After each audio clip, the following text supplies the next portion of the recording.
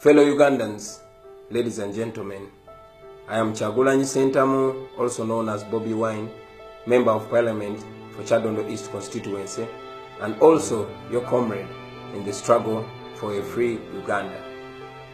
I come to you today to address you on the issue of the high taxes that President Museveni's government continues to impose on the citizens of this nation. On Wednesday, the 11th day of July 2018, joined by patriotic young men and women of Uganda, we marched in Kampala city in protest against the unfair and extortionist mobile money and social media taxes. Our march was very peaceful until some officers from the Uganda Police Force disrupted it using tear gas and live bullets on the peaceful demonstrators. Our comrades were arrested and jailed, but I know that not even jail can shut the mouths of oppressed citizens. This happened despite the fact that we had notified the police of our intended protest as required by law. I commend all Ugandans from all walks of life who joined us in this protest and all those who led demonstrations countrywide. I also acknowledge the messages of support and solidarity which we continue to receive from all corners of Uganda and the world over. Let me be clear that we are peaceful Ugandans exercising our constitutional right to freely assemble and demonstrate. This is our country, this is our home. So why are we protesting? We are protesting against the taxes which continue to make citizens of Uganda slaves in their own country. We protest because we have been turned into beasts of burden. Ugandans work very hard and all the government does is to milk the last penny out of them. Instead of giving incentives to the unemployed young Ugandans to make startups like in other countries, the government is simply making life impossible for them. We protest because as we speak, government continues to put hardworking Ugandans in a corner and to squeeze life out of them. Yes, as we speak, the taxes on fuels and other basic commodities have forced the prices to skyrocket. We protest because the citizens of this country pay and pay through the nose but do not get the services that they deserve. All our sweat and labor is abused. A lot of our money is either wasted or stolen. The common citizen's effort goes to satisfy the lavish lifestyle of very few people.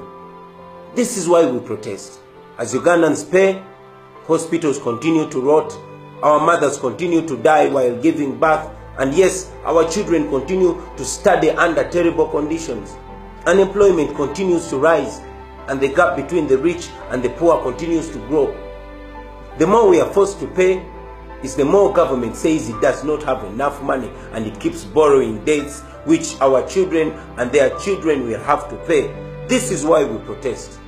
We know how shameless our government is, that while citizens are still groaning under the yoke of heavy taxation, President Museveni has directed the Minister of Finance to urgently avail money for the 456 members of Parliament. And this is expected to cost the taxpayer more than 290 billion shillings. The citizen of this nation has been mocked enough. This provocation of Ugandans needs to stop. We cannot continue to be taken for granted. We can't continue to be taken for a ride. We reject the double taxation and the triple taxation with the contempt that they deserve. Who on earth came up with this ridiculous idea of taxing social media? How can they say that social media is a luxury when most of our unemployed youth rely on social media as a source of livelihood? The government just doesn't understand our hustle. Time is now for us to realize that we are on our own. And yes, it is now time for us to fight for ourselves before it is too late. Since we started these campaigns, we have noted that government has accepted to review the taxes. We call upon all of you to join us in saying this tax must go. This is evidence that if we unite and speak with one voice, there is nothing that we cannot achieve. Now, our voices need to get louder and more assertive and more emphatic. When called upon, please join us in our next peaceful protest. This is a cause for our nation. Let us join hands as citizens and reject exploitation. I particularly call upon young people of Uganda, lawyers, doctors, journalists, economists, entertainers, business people, farmers, border, taxi riders, religious leaders, all people of Uganda, please join this cause because it is a noble cause. We repeat our message to our brothers and sisters who serve in the security forces. We are not fighting you, we are fighting for you.